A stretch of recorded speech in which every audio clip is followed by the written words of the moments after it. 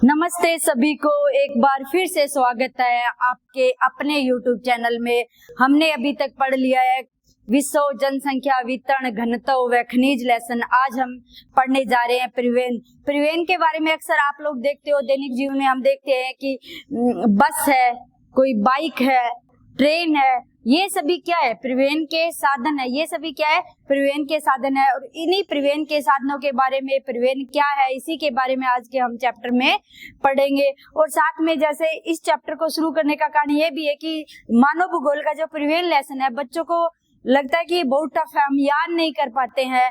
ये मैं यूं कहूं कि लगभग 40% बच्चे तो इस लेसन को छोड़ देते हैं। तो आपको छोड़ना नहीं है, आपको पढ़ना है। और आज हम इस लेसन को आपके लिए बहुत इजी बनाने वाले हैं। तो क्या, कहाँ से शुरू करते हैं? अपने परिवहन की परिभाषा से। परिवहन की परिभाषा आप अक्सर देखते हो, आप कहीं जाते हो, अपने नानी के घर जाते हो, बाजार से कोई चीज खरीदने जाते हो, या हम देखते हैं कि कहीं ना कहीं हम आते जाते रहते हैं अक्सर लोग, या हम आते जाते रहते हैं। तो हम क्या करते हैं? खुद भी जाते हैं, साथ में वस्तु को भी अपने साथ, कोई ना कोई सामान सामग्री को भी अपने साथ लेके जाते हैं, या फिर हम वहां से वापस से लेके आते हैं। तो इसी के आधार पे आप परिभाषा बना लीजिए कि परिवहन की परिभाषा क्या लिख सकते हो। इसी के आधार पे परिवहन व्यक्ति यानी हम और वस्तु सामग्री, परिवहन व्यक्तियों व वस्तुओं को एक स्थान से दूसरे स्थान तक वहन करने की सुविधा है। यानी हमारे और हमारी सामग्री, जो सामान है हमारे पास, जो वस्तु है हमारे पास, यानी यात्रियों का वस्तुओं को एक स्थान से दूसरे स्थान पे लाने जाने की सुविधा कौन प्रदान करता है, किसके माध्यम से करते हैं? तो वो परिवहन के माध्यम से करते हैं। एक बार फिर देख लीजिए डेफिनेशन।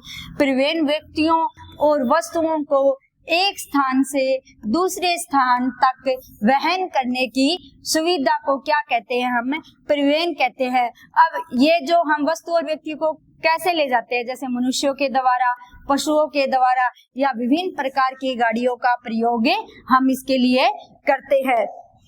जैसे हम देखते हैं कि प्राचीन काल में कोई भी वस्तु को लाने ले जाने का कार्य किसके माध्यम से किया जाता था? मनुष्य खुद, मानव खुद क्या करता था? अपनी सामग्रियों को एक स्थान से दूसरे स्थान पे, अपनी आवश्यकता की वस्तुओं को एक स्थान से दूसरे स्थान पे लाता ले जाता था। धीरे धीरे इसने पशुओं का उपयोग करना शुरू कर दिया। उसके बाद पहिए का आविष्कार हुआ, भाप के इंजन का आविष्कार हुआ। यानी एक आप स्टोरी की तरह याद कर सकते हो कि पहले मानव आया था, फिर पशुओं का उपयोग होने लग गया, उसके बाद पहिए का आविष्कार हुआ, फिर भाप के इंजन का आविष्कार हुआ। तो ऐसे जैसे धीरे धीरे ऐसे करते करते परिवहन का आविष्कार हो गया, या परिवहन के साधनों का उपयोग होने लग गया। इसे समझने के लिए हम पहले दो चीज समझते हैं। एक तो क्या समझते हैं हम इसमें? दो चीज समझते हैं। एक तो इसमें समझते हैं हम बच्चों उत्पादन। दो शब्द आपको मिलेंगे। एक तो क्या मिलेगा? एक शब्द मिलता है उत्पादन के अंदर, और दूसरा शब्द आपको मिलता है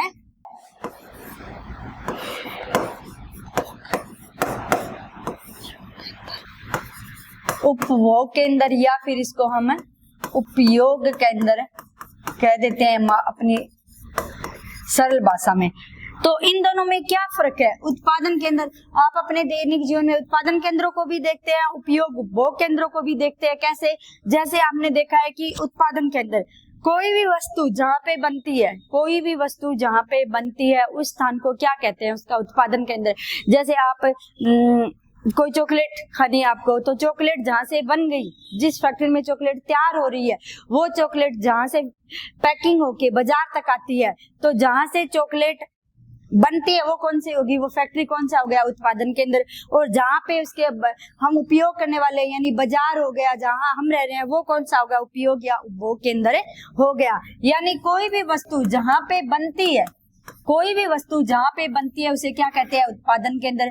और जहाँ पे इस वस्तु का उपयोग किया जाता है उसे उपभोग केंद्र, या क्या कहते हैं? उपयोग केंद्र कहते हैं। क्या कहते हैं? उपयोग केंद्र कहते हैं। तो आपको शायद सरल भाषा में समझ आ गया है कि हम यात्रियों और वस्तुओं को एक स्थान से दूसरे स्थान पे लाना ले जाना क्या कहलाता है? जो यात्रियों वस्तुओं को लाने ले जाने की जो सुविधा प्रदान की जाती है, वहन किया जाता है, वो क्या है? परिवहन। और परिवहन के अब आते हैं इसमें दो शब्द है, उत्पादन केंद्र और उपयोग केंद्र। उत्पादन केंद्र कौन सा हो गया, जहाँ पे वस्तुएं बनती है, यानी फैक्ट्री कह सकते हैं, और बाजार जहाँ पे वस्तुओं को बेचा जाता है उपभोक्ताओं तक, यानी जिन्हें आवश्यकता है उन तक पहुंचाया जाता है, वो कौन सा हो गया, उपयोग या उपभोग केंद्र हो गया। तो ये उत्पादन केंद्र से जहाँ से वस्तु बनती है और जहाँ तक वस्तुओं की आवश्यकता होती है, उन सभी वस्तुओं को किसके माध्यम से हम पहुंचाते हैं, परिवहन व संचार के माध्यम से। तो उत्पादन केंद्र से उपयोग केंद्र तक, उत्पादन केंद्र से उपयोग केंद्र तक वस्तुओं को किसके माध्यम से पहुंचाते हैं, उपभोग केंद्र। आपकी बुक में उपभोग केंद्र ही दिया गया है, ये सिर्फ आपको याद करवाने के लिए यहाँ पे लिखा गया है। आप जब भी एग्जाम बोर्ड में लिखो तो इसे उपभोग केंद्र ही लिखोगे, यानी वस्तुएं तैयार हो गई, उपभोग केंद्र तक पहुंच गई। अब तैयार हुई वस्तुओं को उपभोग केंद्र से किसके माध्यम से पहुंचाते हैं, परिवहन के माध्यम से। संचार किन का यूज करते हैं, परिवहन व संचार का। किन का उपयोग करते हैं बच्चों, हम परिवहन व संचार का उपयोग करते हैं। तो यानी उत्पादन केंद्र से लेके उपभोग केंद्र तक पहुंचाने में महत्वपूर्ण भूमिका किसकी होती है, परिवहन संचार व्यापार तीनों की होती है, लेकिन ज्यादा महत्वपूर्ण इनमें आप परिवहन लेसन में हम क्या करेंगे, इसके बाद किसके बारे में पढ़ेंगे, परिवहन व संचार के बारे में पढ़ेंगे। तो चलो आगे, एक बात और भी आपने अक्सर सुना होगा, वर्तमान में परिवहन को उद्योगों का दर्जा, जब वर्तमान के अंदर क्या किया गया है, परिवहन क्या बन गया है, एक आधारभूत संगठित उद्योग, परिवहन उद्योग बन गया। कैसे, किसके कारण, परिवहन समाज की आवश्यकताओं की क्या करता है, पूर्ति, समाज की आवश्यकताओं की क्या करता है, पूर्ति करता है, और जिसके कारण ये क्या बन गया है, एक संगठित सेवा उद्योग। क्या बन गया, यानी परिवहन वर्तमान में एक संगठित सेवा उद्योग है। किसके कारण बन गया है, क्योंकि इसके दो तीन कारण और देख लेते हैं। ये क्वेश्चन आ सकता है छोटा सा आपके सामने कि परिवहन वर्तमान में संगठित सेवा उद्योग क्यों बन गया है, परिवहन वर्तमान में संगठित सेवा उद्योग क्यों बन गया है। तो आप इसमें लिख सकते हो कि परिवहन, पहला पॉइंट बना के लिख सकते हो, परिवहन समाज की आधारभूत आवश्यकताओं की पूर्ति करता है। बिल्कुल करता है, जिस चीज की आवश्यकता होती है हम उसे परिवहन के माध्यम से लाते हैं, परिवहन के माध्यम से हम कहीं जाते हैं, तो हमारी आधारभूत, हमारे पूरे समाज के आधारभूत आवश्यकताओं की पूर्ति करता है। दूसरा, प्रत्येक देश की प्रतिरक्षा उद्देश्यों के लिए विभिन्न प्रकार के परिवहन का विकास करता है, यानी किसी भी देश की रक्षा के लिए सबसे ज्यादा इम्पोर्टेंट क्या है, परिवहन के साधन क्या है, यानी सड़कों का, कोई भी देश अपनी रक्षा के लिए अच्छी सड़कों का निर्माण करता है, वायुयान की व्यवस्था करता है, या फिर रेल मार्गों की व्यवस्था करता है। तो परिवहन के माध्यम से प्रत्येक देश की प्रतिरक्षा के उद्देश्य से भी क्या किया जाता है, परिवहन का विकास किया जाता है। साथ में आप ये भी देखते हो कि परिवहन के माध्यम से अगर किसी व्यक्ति को जिस चीज की आवश्यकता होती है और जिस व्यक्ति को आवश्यकता है उसे आसानी से हम परिवहन के माध्यम से वहां तक पहुंचा सकते हैं। तो समाज के अंदर भी क्या होता है, एक एकता की भावनाएं उत्पन्न होती है कि सही समय पे कोई सही वस्तु हमें मिल गई है। तो आप इसमें लिख सकते हो कि परिवहन एक संगठित सेवा उद्योग कैसे बन गया।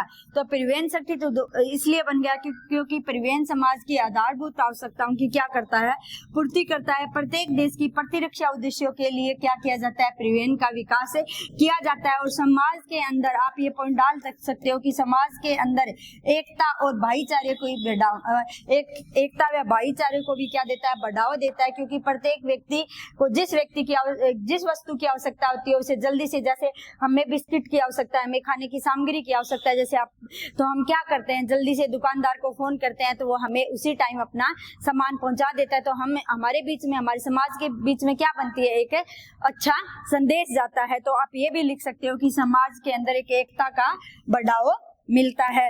अब आगे पढ़ते हैं हम परिवहन की विधाएं। क्या पढ़ते हैं, परिवहन की विधाएं यानी प्रकार। क्या पढ़ते हैं, परिवहन के प्रकार। तो परिवहन के 3 प्रकार होते हैं। कितने प्रकार होते हैं, 3 प्रकार। स्थल परिवहन, जल परिवहन व वायु परिवहन। परिवहन के कितने प्रकार होते हैं, 3 प्रकार होते हैं, स्थल परिवहन, जल परिवहन व वायु परिवहन। स्थल परिवहन के अंदर 3 प्रकार आते हैं। एक तो कौन सा, सड़क परिवहन, दूसरा कौन सा आता है, रेल परिवहन, और तीसरा आता है पाइपलाइन। कौन सा आता है, पाइपलाइन। पाइपलाइन परिवहन को आधुनिक परिवहन कहा जाता है। कि स्थल परिवहन का आधुनिक परिवहन कौन सा है, तो कौन सा हो जाएगा, पाइपलाइन। यानी परिवहन के प्रकार कितने हो गए, 3, स्थल, जल, वायु। स्थल यानी धरातल पे कौन से हो गए, सड़क परिवहन, रेल परिवहन, पाइपलाइन। कौन कौन से हो गए? सड़क परिवहन, रेल परिवहन, पाइपलाइन। और जल के अंदर कौन कौन सा हो गया? अंतः सागरीय, एक तो हो गया अंतः स्थलीय और दूसरा कौन सा हो गया? सागरीय। अंतः स्थलीय जैसे नदी, नहर, ये कह सकते हैं। और वायुयान को भी हम कह सकते हैं, एक तो राष्ट्रीय वायुयान और एक दूसरा अंतर्राष्ट्रीय, यानी एक ही देश के अंदर जो वायुयान का उपयोग करते हैं, दूसरा अंतर्राष्ट्रीय यानी एक देश से दूसरे देश के अंदर इसका उपयोग करते हैं यात्रियों, वस्तुओं को लाने ले जाने के लिए। तो वायुयान कितने प्रकार का हो गया? परिवहन 2 प्रकार का। जल परिवहन भी कितने प्रकार का हो गया? 2 प्रकार का। जल परिवहन का एक प्रकार कौन सा हो गया? अंतः स्थलीय। कौन सा हो गया? अंतः स्थलीय। और दूसरा कौन सा हो गया? सागरीय। आप कह सकते हो कि जो महासागर जिसमें शामिल होते हैं, अंतः स्थलीय में जिसमें नहरें, नदियां शामिल होती है, झील शामिल होती है। तो कितने प्रकार के परिवहन हो गए बच्चों? 3 प्रकार के, स्थल, जल, वायु। स्थल परिवहन आपको याद रखना है, जैसे स्थल परिवहन कितने प्रकार के? 3, सड़क, रेल, पाइपलाइन। हम इन तीनों में से सबसे पहले सड़क परिवहन के बारे में पढ़ेंगे। किसके बारे में पढ़ेंगे? हमें सड़क परिवहन के बारे में पढ़ेंगे। अब सबसे पहला एक बहुत ही शानदार क्वेश्चन आता है कि प्रथम बार रेल मार्गों का आविष्कार कब किया गया, या प्रथम बार रेल मार्ग कौन से देश में शुरू की गई? तो कौन से देश में? उत्तरी इंग्लैंड में। कौन से देश में? इंग्लैंड में। कौन से भाग में? उत्तरी इंग्लैंड में। कब? 1825 में। कौन से स्थान? स्टोकटन से डार्लिंगटन के मध्य। यानी सार्वजनिक रेल मार्ग की प्रथम शुरुआत 1825, ध्यान रखना 1925 नहीं है, 1825 है। और कब शुरू करी गई? उत्तरी इंग्लैंड में 1825 में, स्टोकटन से लेके डार्लिंगटन के बीच में। इसके बाद ही रेल मार्ग में 19वीं शताब्दी में, इसके आविष्कार के बाद ही रेल मार्ग में 19वीं शताब्दी में क्या आ गई थी? परिवहन में लोकप्रियता आ गई थी। अब अंतर्दहन यानी स्वचालित इंजन। अंतर्दहन का मतलब क्या होता है? स्वचालित, ऑटोमेटिक, जिसे हम कहते हैं ऑटोमेटिक, अपने आप चलता है। इनका ऑटोमेटिक इंजनों का आविष्कार हो गया, जिसे उसके साथ साथ ही क्या हुआ? सड़कों की गुणवत्ता में सुधार आया। यानी प्रश्न आता है कि परिवहन में तिरोगामी यानी परिवर्तन कब हुआ, कैसे हुआ? तो अंतर्दहन, ऑटोमेटिक इंजनों का आविष्कार हो गया, सड़कों की गुणवत्ता में सुधार हो गया, नई नई प्रकार की, जैसे 2 लेन से 4 लेन में कर दिया, 4 लेन को 6 लेन में कर दिया गया, और सड़कों की गुणवत्ता को और ज्यादा सुधारा गया। और स्थल परिवहन के अंतर्गत नवीनतम विकास के रूप में क्या आविष्कार किया गया? पाइपलाइनों का और रोपवे का। पाइपलाइनों का, रोपवे मार्गों का और तार मार्गों का। पाइपलाइन के बारे में आप सभी परिचित हो। आप अपने आम जिंदगी में देखते हो कि जो पानी होता है वो किसके माध्यम से आता है? पाइपों के माध्यम से। तो वो कौन सा परिवहन हो गया? पाइपलाइन परिवहन। एक बात ध्यान रखना, पाइपलाइनों से यात्रियों को नहीं, ठोस वस्तुओं को नहीं, पाइपलाइनों के माध्यम से तरल वस्तुओं को एक स्थान से दूसरे स्थान पे ले जाया जाता है। कौन सी वस्तुओं को? तरल वस्तुओं को एक स्थान से दूसरे स्थान पे ले जाया जाता है। तो जैसे विकसित देश है, वहां पे जो दूध होता है वो किसके माध्यम से जाता है? जो घर के अंदर रसोई में जो हम गैस चूल्हे का यूज करते हैं, उसमें जो गैस होती है, उस गैस को किसके माध्यम से पहुंचाया जाता है? घरों में पाइपलाइन के माध्यम से पहुंचाया जाता है। तो आधुनिक परिवहन के रूप में पाइपलाइनों को विकसित किया गया। रोपवे अभी आप देखते हो, आप घूमने जाते हो तो एक पहाड़ी से दूसरी पहाड़ी पे वो तार से लगे होते हैं, एक टोकरी टाइप कुछ बना होता है, उसमें व्यक्ति बैठ के जाते हैं। तो वो कौन सा हो गया? नया महामार्ग, रोपवे। उसके बाद आ गया तार मार्ग। तार मार्ग भी आप देखते हो, केबल आप देखते हो कि घर पे वाईफाई लगी होती है, या फिर और कई प्रकार के, जैसे पाइपों को सड़क अंदर स्थल भाग पे बिछा के क्या किया जाता है? अंदर के तार को डाल दिया जाता है। तो कौन सा मार्ग हो गया? तार मार्ग हो गया। यानी जो नवीनतम क्वेश्चन आता है कि नवीनतम स्थल मार्ग में किसको विकसित किया गया? तो पाइपलाइनों को, रोपवे को और तार मार्गों को विकसित किया गया है। साथ में परिवहन में क्रांति लाने के लिए सड़कों की गुणवत्ता में भी सुधार लाया गया। स्थल परिवहन में क्रांति लाने के लिए सड़कों की गुणवत्ता में सुधार लाया गया है। पाइपलाइन में, रोपवे में, तार मार्गों का आविष्कार किया गया है, ऑटोमेटिक इंजनों का आविष्कार किया गया है। इन सब के कारण क्या आ गई? परिवहन में और अधिक लोकप्रियता आ गई। तो आप ये छोटा सा क्वेश्चन ध्यान रख लेना बच्चों कि स्थल परिवहन के अंतर्गत नवीनतम विकास किसका किया गया है। ये छोटा क्वेश्चन आप लोग ध्यान रखना लेना। एक ये 19वीं शताब्दी में कब परिवहन में अधिक लोकप्रियता आ गई थी? तो 19वीं शताब्दी में परिवहन में क्या आ गई थी? अधिक लोकप्रियता आ गई थी। उसके बाद हम पढ़ते हैं आगे जैसे सामान्यता जो अधिक जनसंख्या वाला क्षेत्र है वहां पे मानव, कुल्ली, बोझ ढोने वाले पशु, गाड़ी, माल डिब्बे जैसे पुराने और प्रारंभिक रूप परिवहन में सर्वाधिक खर्चीले थे। तो एक क्वेश्चन तो ये भी आ जाता है कि प्राचीन काल में परिवहन का माध्यम क्या था। तो आप लिख सकते हो मानव लिख सकते हो, पशु लिख सकते हो, या फिर छोटी पहियों के माध्यम से चलने वाली गाड़ियों को कर सकते हो। जैसे सिर्फ क्या होते हैं, एक लकड़ी की बनी हुई गाड़ी जिसको मानव खींचते हैं, वो पहिए वाली गाड़ी हो सकती है, पशु हो सकते हैं और मानव हो सकते हैं। लेकिन ये वर्तमान में अधिक लोकप्रिय क्यों नहीं रहे? क्योंकि ये क्या होते हैं, अधिक खर्चीले। क्या होते हैं ये? अधिक खर्चीले होते हैं। जो वर्तमान के अंदर जो नए संसाधन आए हैं, जैसे बस है या फिर ऑटो हो गया, इन संसाधनों की तुलना के अंदर ये जो प्राचीन काल के संसाधन है क्या वो होते हैं, अधिक खर्चीले होते हैं। भारत व चीन के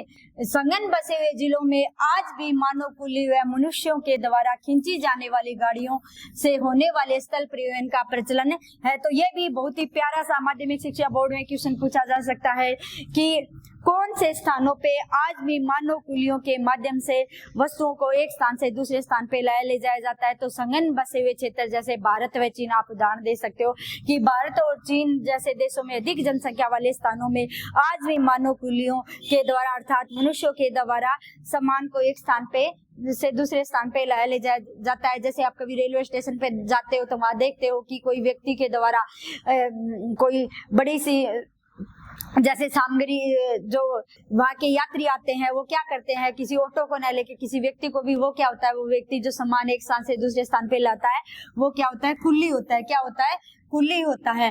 तो आप ध्यान रख सकते हो इस क्वेश्चन को। तो एक बार फिर मैं आपको रिवाइज करवा देती हूँ कि इन जो फैक्ट पढ़े हैं इनमें से कौन कौन से क्वेश्चन आ सकते हैं। एक तो ये कि परिवहन के क्षेत्र में क्रांति कब आ गई थी? 18वीं शताब्दी में। किसके आविष्कार के? इंजन के आविष्कार के कारण। उसके बाद दूसरा क्वेश्चन आप लोग अपने देख सकते हैं, बहुत ही प्यारा और शानदार क्वेश्चन ये भी आ सकता है कि सार्वजनिक रेल मार्गों का आविष्कार कब किया गया? तो 1825 में किया गया। कहाँ? उत्तरी इंग्लैंड में। कहां से? स्टोकटन से लेकर डार्लिंगटन तक। तीसरा प्रश्न है, परिवहन के क्षेत्र में लोकप्रियता कब आ गई थी? 19वीं शताब्दी में। और जिसका कारण क्या हो सकता है? ऑटोमेटिक इंजनों का आविष्कार। सड़कों की गुणवत्ता में स्थल परिवहन में क्रांति कब आ गई थी? तो ऑटोमेटिक इंजनों के आविष्कार के कारण, सड़कों की गुणवत्ता में सुधार करने के कारण, या फिर नए नवीनतम मार्ग खोजे गए। कौन से स्थल के नए नवीनतम मार्ग कौन से हो गए? पाइपलाइन, रोपवे और तार मार्गों के बारे में हमने पढ़ा है। उसके बाद प्राचीन काल में किन साधनों का यूज किया जाता? तो मानव व कुल्ली संसाधनों के, यानी मानव खुद या फिर पशुओं का यूज किया जाता था। उसके बाद आता है कि आज भी कौन से क्षेत्र है जहाँ पे मानव कुल्ली का यूज किया जाता है? तो कौन से हो गए? भारत व चीन देशों में आज भी किसका उपयोग किया जाता है? मानव कुल्लियों का उपयोग किया जाता है। उसके बाद देखते हैं हम कुछ इंपॉर्टेंट और फैक्ट।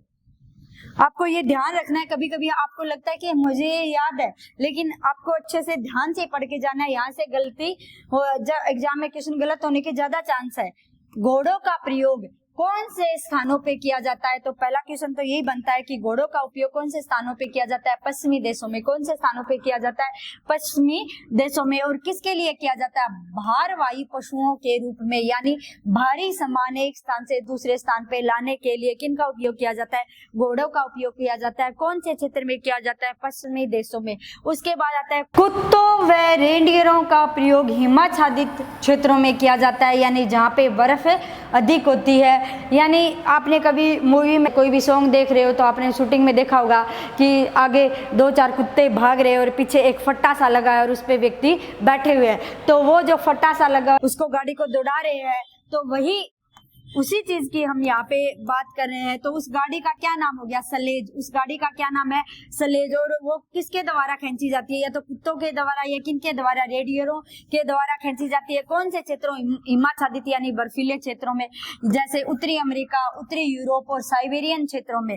यानी कुत्ते व रेडियरों का प्रयोग कहाँ किया जाता है? उत्तरी अमेरिका, उत्तरी यूरोप, साइबेरिया क्षेत्रों में। ऑब्जेक्टिव क्वेश्चन आ जाता है तो वहां पे सीधा एक लाइन, एक शब्द में आंसर आ सकता है आपके सामने, हिमाच्छादित हिमाच्छादित प्रदेश। कौन से? हिमाच्छादित प्रदेश। और उस गाड़ी का नाम क्या है जिसे ये कुत्तों के द्वारा, रेडियनों के द्वारा खींची जाती है? तो उस गाड़ी का नाम है स्लेज। उस गाड़ी का क्या नाम है?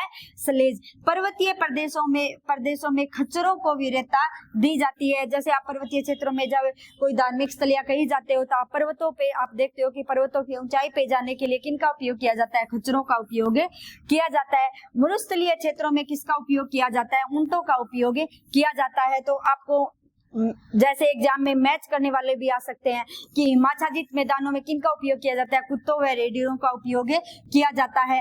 पर्वतीय प्रदेशों में किसका उपयोग किया जाता है? तो पर्वतीय प्रदेशों में खच्चरों का उपयोग किया जाता है। मरुस्थलीय प्रदेशों में किसका उपयोग किया जाता है? तो मरुस्थलीय प्रदेशों में ऊंटों का उपयोग किया जाता है।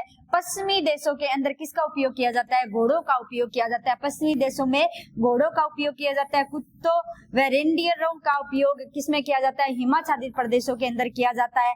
पर्वतीय प्रदेशों में खच्चरों का उपयोग किया जाता है। मरुस्थलीय क्षेत्रों में किनका उपयोग किया जाता है? ऊंटों का उपयोग किया जाता है। और भारत में बैलों का उपयोग छकड़ों यानी भारत के अंदर बैलों का उपयोग आपने देखा होगा कि भारी सामान लाने ले जाने के लिए भी खेतों कृषि के क्षेत्र में इसका उपयोग किया जाता है। और साथ में आपने देखा होगा कि प्राचीन काल के जब कोई आप वीडियो देखते हो, एक कुएं के चारों तरफ जैसे पट्टी सी लगी होती है और वो क्या करती है? चारों तरफ वो बैल के द्वारा उसको क्या किया जाता है? खींचा जाता है। तो भारत में बैलों का उपयोग किसके लिए किया जाता है? छकड़ों के लिए यानी भारी वस्तुओं के लिए किया जाता है। आप इसका स्क्रीनशॉट ले लीजिए, आपको याद करने बहुत ज्यादा जरूरी है। आगे पढ़ रहे हैं हम सड़कों के बारे में। अब कहाँ से शुरुआत करते हैं? हम सड़क से शुरुआत करते हैं। छोटी दूरियों के लिए, छोटी दूरी आप अक्सर देखते हो कि आपको थोड़ी सी जैसे 2 किलोमीटर, 4 किलोमीटर, 10-50 किलोमीटर जाना है तो आप किसके माध्यम से जाना पसंद करोगे? सड़क के माध्यम से जाना पसंद करो। यानी छोटी दूरी के लिए सबसे लोकप्रिय स्थल परिवहन में से कौन सा है? तो स्थल परिवहनों में से छोटी दूरी के लिए छोटी जितने भी परिवहन के साधन है, वायु परिवहन है या वायु परिवहन कह सकते हो, स्थल परिवहन कह सकते हो, जल परिवहन करता है। इन सभी में से छोटी दूरी के लिए आप किसका उपयोग करना पसंद करोगे? स्थल परिवहन का। किसका? स्थल परिवहन का। और स्थल परिवहन में भी किसका उपयोग करना पसंद करोगे आप? सड़कों का। यानी छोटी दूरी के लिए आने जाने के लिए किसका उपयोग करोगे आप? सड़क का उपयोग करोगे। सड़कों के द्वारा माल का परिवहन महत्वपूर्ण होता है। ये क्वेश्चन भी बहुत बार आता है कि सड़कों के द्वारा माल का परिवहन महत्वपूर्ण क्यों होता है? ये 1 नंबर का क्वेश्चन आ सकता है कि सड़कों के द्वारा माल का परिवहन महत्वपूर्ण क्यों है? क्योंकि सड़क ही एक वह परिवहन है जो व्यक्तियों को या फिर कह सकते हैं कि कोई भी वस्तुओं को घर घर तक पहुंचा सकता है। यानी आप अपने देखते हैं कि हम गाड़ी में बैठ के जाते हैं, घर के आगे से बैठते हैं और घूम फिर के वापस अपने घर आते हैं तो गाड़ी में बैठ के वापस आ जाते हैं।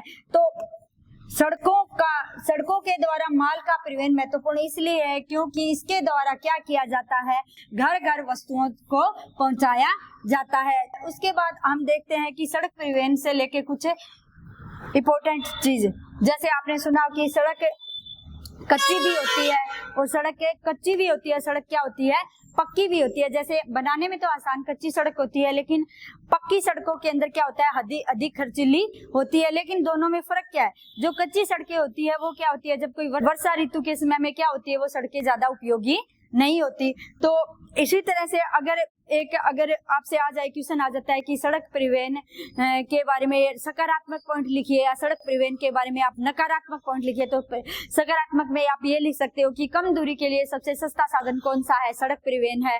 या वस्तुओं को घर घर तक पहुंचाने के लिए कौन सा परिवहन सबसे अच्छा है? सड़क परिवहन है। और इसके नकारात्मक प्रभाव लिख सकते हैं कि ये हर ऋतु के अंदर यानी वर्षा ऋतु में मोटर वाहन क्या हो जाते हैं? कभी कभी हम देखते हैं कि अधिक वर्षा हो गई तो तब सड़क परिवहन क्या नहीं होते, वहां पे सड़क परिवहनों का उपयोग नहीं किया जा सकता क्योंकि भारी वर्षा आ जाती है, बाढ़ की स्थिति आ जाती है, तो वहां पे सड़कों का उपयोग नहीं किया जा सकता। तो भारी वर्षा के समय, बाढ़ के समय हम सड़कों का उपयोग नहीं कर सकते, तो ये आप इसमें नेगेटिव पॉइंट में लिख सकते हो। अप्लाइड क्वेश्चन कभी कभी ये आ सकता है कि सड़कों का पॉजिटिव यानी सकारात्मक दो बताइए या फिर नकारात्मक बताइए, सीधा ही आ जाता है सकारात्मक नकारात्मक बताइए, तो आप लिख सकते हो कि नकारात्मक पॉइंट तो कौन सा हो गया कि बाढ़ के समय, भारी वर्षा के समय या फिर वर्षा ऋतु में सड़कों का अधिक उपयोग नहीं कर सकते।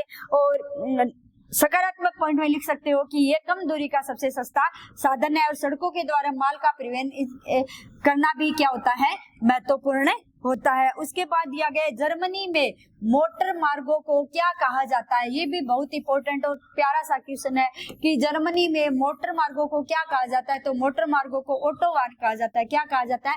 ऑटोबान कहा जाता है। और विश्व में कुल कितनी सड़कें हैं? विश्व में कुल 150 लाख किलोमीटर लंबी सड़कें हैं। कितनी सड़कें हैं? 150 लाख किलोमीटर सड़कें हैं। और इसमें से कितनी 33% सड़कें केवल कौन से महाद्वीप में है? उत्तरी अमेरिका महाद्वीप में है। यानी विश्व में कुल, ये एनसीईआरटी की बुक में दिया गया डाटा है, ठीक है। तो इसी बुक के डाटा के आधार पे मैं आपको ये बता रही हूँ कि विश्व में सड़कों की कुल लंबाई कितनी है? 150 लाख किलोमीटर है, जिसमें से 33% कौन से महाद्वीप में है? उत्तरी अमेरिका महाद्वीप में। यानी सर्वाधिक सड़कें कौन से महाद्वीप में है? उत्तरी अमेरिका महाद्वीप में है। आगे पढ़ते हैं हम। जब सड़कों को पढ़ते हैं तो एक प्यारा सा क्वेश्चन, एक शानदार सा क्वेश्चन ये भी बन जाता है कि यातायात पर वह क्या है। तो जब सड़क तंत्र यातायातों की जरूरतों के अनुरूप नहीं बनाया जाता है, जैसे अगर मैं आपको समझाऊं तो आपने देखा होगा कि जहाँ पे जनसंख्या अधिक है, अगर वहां पे सड़कों को सही तरीके से नहीं बनाया जाता है तो वहां पर क्या लग जाएगा? सड़कों का साधनों का क्या लग जाएगा? जाम। साधनों का क्या लग जाएगा? जाम। आप देखते हो कि जहाँ पे जनसंख्या अधिक है तो वहां पे संसाधन भी क्या हो गए? अधिक। तो सड़कों पे अधिक संसाधन चलेंगे और तो वहां पे क्या हो जाएगी? अगर जैसे फॉर एग्जाम्पल जैसे ये कोई क्षेत्र है और यहाँ पे जनसंख्या रह रही है और यहाँ पे ये जो सड़क है ये पतली सी सड़क है, तो कुछ तो लोग ही यहाँ पे साधन खड़े कर देंगे अपने घरों के आगे। तो फिर इधर से अगर गाड़ी आ रही है, उधर से अगर गाड़ी आ रही है तो आपस में क्या लग जाएगा? जाम लग जाएगा। तो यानी यातायात प्रवाह की सबसे बड़ी समस्या है कि जब सड़क तंत्र, क्या कहें हम, जब सड़क तंत्र यातायात की जरूरतों के अनुरूप विकसित नहीं किया जाता है तो क्या होता है? वहां पे सड़कों पे संकुलन बढ़ जाता है। संकुलन को कह सकते हो हमें, भीड़ बढ़ जाती है, जाम लग जाता है। और यानी जब सड़क तंत्र को आवश्यकता के अनुसार, जरूरत के अनुसार नहीं बनाया जाता है तो सड़कों पे भीड़ बढ़ जाती है, जाम लग जाता है, यहाँ पे संकुलन बढ़ जाता है। उसके बाद आता है इसमें कि यातायात के शीर्ष उच्च बिंदु और गर्त निम्न बिंदु को मिलती है। यानी ये भीड़ कब मिलती है? इसमें दो शब्द दिए गए हैं, उच्च बिंदु व कौन से शब्द दिए गए हैं? निम्न बिंदु दिए गए हैं। यानी ज्यादा भीड़ कब देखने को मिलती है? यहाँ पे उच्च और निम्न बिंदु का मतलब हो गया, एक तो उच्च बिंदु यानी वह समय जहाँ पे सड़कों पर सबसे अधिक संसाधन देखने को मिलता है, और दूसरा वह बिंदु, वह समय जहाँ पे सड़कों के संसाधन क्या देखने मिलता है? कम देखने को मिलता है। जैसे मैं आपको एग्जाम्पल देके बताती हूँ कि उच्च बिंदु व निम्न बिंदु हम कैसे ले सकते हैं। जैसे आप देखते हो कि लगभग लोगों के काम के जाने का समय, जैसे चाहे वो कोई गवर्नमेंट जॉब वाला हो चाहे वो प्राइवेट जॉब वाला हो, लगभग समय क्या रहता है? 7:30 से लेके 10 बजे के बीच लोग जाते हैं और वापस कब आते हैं? शाम को 6 से 7 बजे के लगभग लोग क्या आते हैं? वापस आते हैं। तो सबसे ज्यादा भीड़ कब देखने को मिलेगी? 7:30 से 10 बजे के बीच और 6 से 7 बजे के बीच क्या देखने को मिलेगी? अधिक भीड़ देखने को मिलेगी। तो इसे क्या कहेंगे हम? उच्च बिंदु। इसे क्या कहेंगे हम? उच्च बिंदु। और जब वह समय जब भीड़ देखने को नहीं मिलती उसे कौन सा बिंदु कहते हैं? हमें निम्न बिंदु यानी गर्त कहते हैं। उच्च बिंदु यानी शीर्ष कहते हैं। सड़कों पर दिन के विशेष समय पर भी हो सकता है, उदाहरण के तौर पे जैसे काम के समय और काम के बाद में ये विशेष समय हो सकता है जब लोग काम पे जाते हैं और जब लोग क्या होते हैं काम से वापस आते हैं। तो जाते और आते हैं तो शीर्ष बिंदु होगा और बीच वाला कौन सा हो सकता है? निम्न बिंदु यानी गर्त हो सकता है। तो आगे पढ़ते हैं। अब आपको ये समझ आ गया होगा बच्चों अच्छे से। अब पढ़ते हैं कि महामार्ग क्या, आप अच्छे से जानते हो महामार्ग किसे कहते हैं? महामार्ग दूरस्थ स्थानों को जोड़ने वाली पक्की सड़क को, दूरस्थ स्थान जैसे ये हो गया जयपुर, और जयपुर से कोई सड़क जाती है दिल्ली, या जयपुर से आगरा कह सकते हो आप, या जयपुर से सूरतगढ़ कह सकते हो। यानी दूर स्थित स्थानों को जोड़ने वाली, दूरस्थ स्थानों को जोड़ने वाली पक्की सड़क को क्या कहते हैं? महामार्ग। क्या कहते हैं? महामार्ग कहते हैं। यहाँ पे जो साधन चलते हैं वो बिना किसी बाधा के, यानी इनके बीच में कोई बाधा नहीं आती। जो सड़कें होती है वो 4 लेन या 6 लेन बनी होती है या फिर 2 लेन बनी होती है। महामार्ग दूर दूरस्थ स्थानों को जोड़ने वाली पक्की सड़क को क्या कहते हैं? महामार्ग कहते हैं। और यहाँ पे साधन बिना किसी बाधा के चलते हैं। यातायात के बिना किसी बाधा के चलने के लिए क्या की जाती है? सुविधा प्रदान की जाती है। और इन महामार्गों की चौड़ाई कितनी होती है? 80 मीटर। ये भी बहुत इंपॉर्टेंट क्वेश्चन है कि महामार्गों के बीच की जो महामार्ग होता है उनकी चौड़ाई लगभग कितनी होगी? 80 मीटर तक होगी। और इन महामार्गों को बिना किसी बाधा के ये चल सके इसके लिए क्या बनाए गए हैं? लेन यानी सड़कें, जैसे 1, 2, 3, 4, तो इन्हें क्या कहेंगे? लेन। इन्हें क्या कहेंगे? लेन। पुल बनाए गए हैं, फ्लाई ओवर बनाए गए हैं, दोहरे वाहन चलने के लिए क्या बनाए गए हैं? मार्ग बनाए गए हैं। यानी दो दूर स्थित स्थानों को जोड़ने के लिए किसका उपयोग करते हैं हम? जो कौन से शब्द का उपयोग करते हैं? महामार्ग। यानी दूरस्थ स्थानों को जोड़ने वाली सड़क को महामार्ग कहते हैं। और इनके बीच की दूरी कितनी होगी?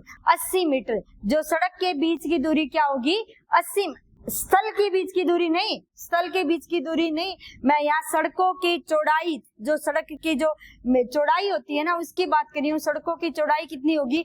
80 मीटर होगी। और बिना किसी बाधा के ये यहाँ से यातायात चल सके इसके लिए फ्लाई ओवर और सड़कों को 2 लेन से 4 लेन और 4 लेन से 6 लेन में बदल दिया गया है। और क्या बना दिया गया है? फ्लाई ओवर बना दिया गया है। तो इसमें से आपके एक छोटी सी टिप्पणी आ सकती है कि महामार्ग पे एक टिप्पणी लिखिए। हमने अभी तक पढ़ लिया है बच्चों की परिवहन किसे कहते हैं, परिवहन के कितने विधाएं यानी कितने प्रकार होते हैं, स्थल परिवहन, जल परिवहन, वायु परिवहन, फिर उसमें स्थल परिवहन के, जल परिवहन, वायु परिवहन के कौन कौन से प्रकार होते हैं उनके नामों के बारे में पढ़ लिया है। कुछ हमने फैक्ट जान लिया है, जैसे सबसे पहले कब सार्वजनिक रेल मार्गों का कब आविष्कार किया गया, या फिर भाप के इंजन का कब आविष्कार किया गया, या परिवहन में कब क्रांति आ गई है। इन सभी के बारे में आज की वीडियो में हमने पढ़ लिया है। अब कल की जो वीडियो होगी उसमें हम अध्ययन करेंगे जितने भी विश्व के सड़क मार्ग दिए गए हैं उन सभी सड़क मार्गों के बारे में हम विस्तृत अध्ययन करेंगे। तो आने वाली वीडियो को देखने के लिए आप हमारे चैनल पे बने रहिए। ज्यादा से ज्यादा वीडियो को शेयर कीजिए, लाइक कीजिए। धन्यवाद।